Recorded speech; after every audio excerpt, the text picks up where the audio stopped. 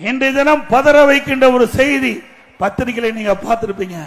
ஆந்திர மாநிலத்திலிருந்து ஒரு வாழத்தார் ஏற்றிக்கொண்டு ஒரு லாரி திருவண்ணாமலைக்கு வருகின்றது.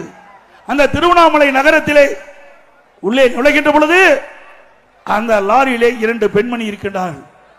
அந்த டிரைவருடைய அக்கா, ஒரு அக்கா மகள்.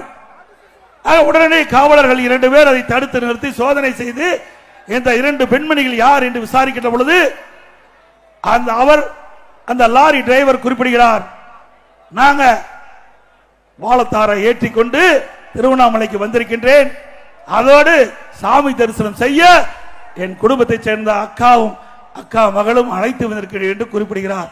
நம்ப தயாரா இல்லை என்று அந்த 2 காவலர்களும் விடாப்புடியாக அந்த 2 பெண்மணிகளையும் கீழே இறக்கி அவள் கொண்டு வந்த 2 வாகனத்திலே அழைத்து செல்கிறார்கள். மக்கள் நடமாட்டம் இல்லாத பகுதியை பார்த்து அந்த தாயின் கண் எதிரே அவருடைய மகளை கற்பழித்திருக்கின்றார்கள். 29ஆம் தேதி நடந்த சம்பவம். இது மன்னிக்க முடியாத சம்பவம். ஒரு தாயின் கண்ணெதிரே தன் மகளை கற்பழிக்கிறார். யார்? காவலர். மக்களை பாதுகாக்கக்கூடிய காவலரே இப்படிப்பட்ட ஒரு கொடூரமான செயலில் ஈடுபட்டிருக்கின்றார் என்று சொன்னால் இந்த அரசாங்கம் எப்படி நடந்து கொண்டிருக்கிறது என்பதை நாம் எண்ணி பார்க்க வேண்டும். ஒரு திறமையற்ற முதலமைச்சர், காவல்துறை அவரிடத்திலே இருக்கின்றது. சரியாக நிர்வாகம் செய்யாத காரணத்தினாலே இன்றைக்கு 2 காவலர்கள், மக்களை பாதுகாக்கக்கூடிய காவலர்கள் அந்த 2 பெண்மணியை அழைத்து சென்று ஒரு தாயின் கண் எதிரே மகளை கற்பழித்து என்று சொன்னால் இந்த அரசாங்கம் தொடர வேண்டுமா? தொடர வேண்டுங்களா? இன்றைக்கு பயரை வேலி பாதுகாக்கின்றது. அதுபோல நாட்டு மக்களை பாதுகாப்பது காவல்துறை.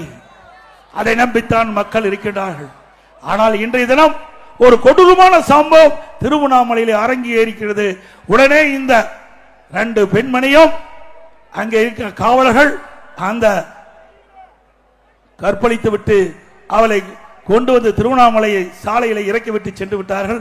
அந்த பெண்மணி அழுது கொண்டிருந்த பொழுது அந்த வழியா சென்ற மக்கள் என்ன ஏது என்று விசாரித்த பொழுது நடந்த கொடூரமான சம்பவத்தை சொன்னவுடன் 108 ஆம்புலன்ஸுக்கு அவர்கள் தகவல் கொடுத்து 108 ஆம்புலன்ஸிலே அந்த 2 பெண்மணியும் அங்கே அவர்களை அந்த வாகனத்திலே அழைத்து சென்று மருத்துவமனை சேர்க்கப்பட்டு மருத்துவமனையிலே அந்த தகவலை அங்க இருக்கின்ற மாவட்ட காவல்துறை கண்காணிப்பு தகவல் குறிக்கப்பட்டு அதில் சம்பந்தப்பட்ட 2 காவலர்களை கைது செய்து சிறையிலே அடைத்திருக்கின்றார்.